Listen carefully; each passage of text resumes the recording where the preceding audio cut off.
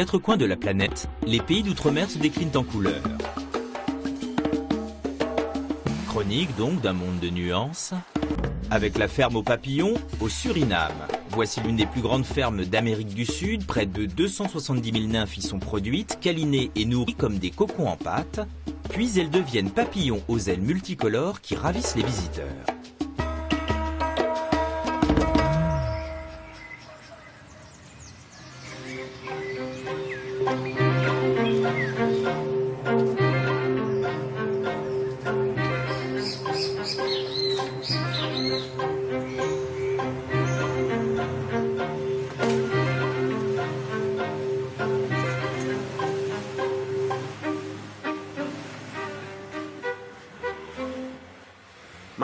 Je m'appelle Ewoon Terix et je dirige la ferme des papillons à l'île d'Or pour Suriname.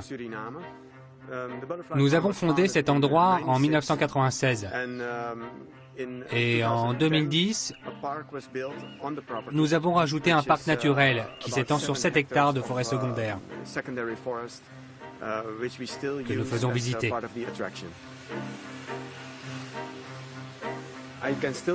Je me souviens de ma première rencontre avec des papillons.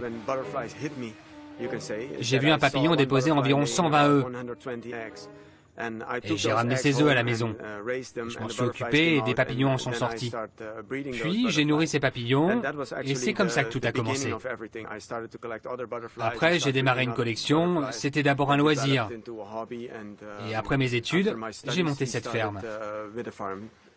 Nos activités principales sont l'élevage et l'exportation de chrysalides de papillons pour des expositions en Europe et en Amérique du Nord.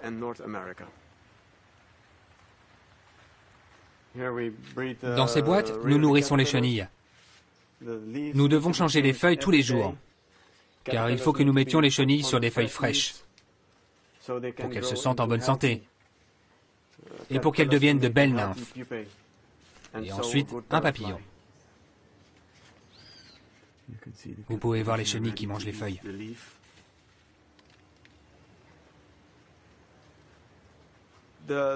Les papillons opèrent une métamorphose complète au cours du cycle de leur vie.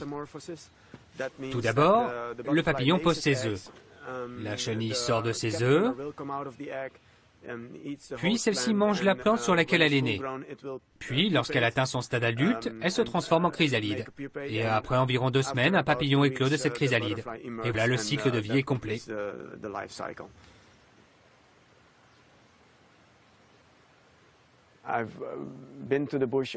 J'ai passé énormément de temps dans la jungle pour observer comment et sur quelles plantes les papillons déposent leurs œufs. La plupart du temps, les papillons sont inféodés à une plante. Chaque variété de papillon a une plante affiliée sur laquelle il peut poser ses œufs. Et la chenille ne mangera que ces plantes-là. Donc, il est vraiment essentiel que nous ayons ces plantes pour que nous puissions les cultiver pour nourrir les chenilles. Nous avons fait des tests avec de nombreux papillons et de nombreuses plantes, peut-être même une centaine. Mais maintenant, nous sommes à un stade où nous n'élevons que 20 espèces, ce qui est le mieux pour nous et nos clients. Nous n'élevons que des espèces du Suriname.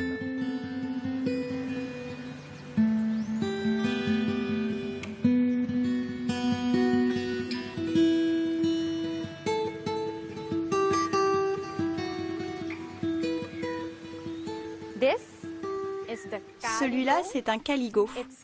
On l'appelle le papillon hibou parce que lorsqu'on le regarde, il a sur ses ailes le dessin de 2 yeux de hibou.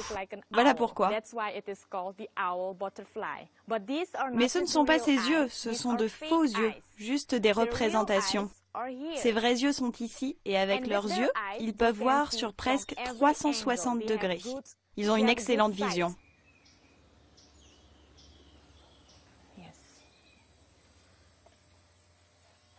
Celui-ci est un papillon morpho. À l'intérieur, il est bleu et noir. Et à l'extérieur, il est marron avec des cercles de couleurs. Ici, il y a des œufs, ce sont les œufs du papillon morpho. Ces œufs ressemblent à des gouttes de pluie. Vous les voyez? Mais ce n'en est pas, ce sont des œufs. Le papillon morpho ne peut laisser ses œufs que sur cette plante.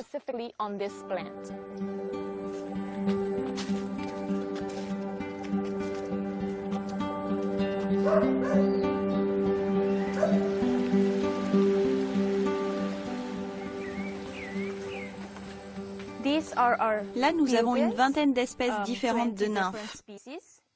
Chaque nymphe paraît différente parce que chacune a son propre système de protection. Par exemple, celle-ci ressemble à une vieille feuille. Vous en avez d'autres qui ressemblent à des graines, pendant que d'autres font penser à des fruits.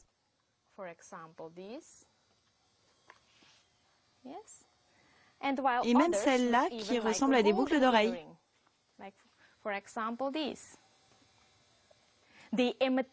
Elle se camoufle pour se protéger.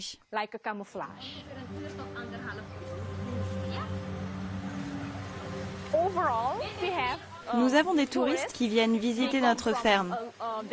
Ils sont originaires de différents endroits, des Pays-Bas, de la Guyane française et aussi des États-Unis. Mais on a aussi des locaux qui ont entendu parler de notre ferme et qui veulent découvrir cet endroit. Notre ferme des papillons est une des plus grandes fermes à papillons d'Amérique du Sud.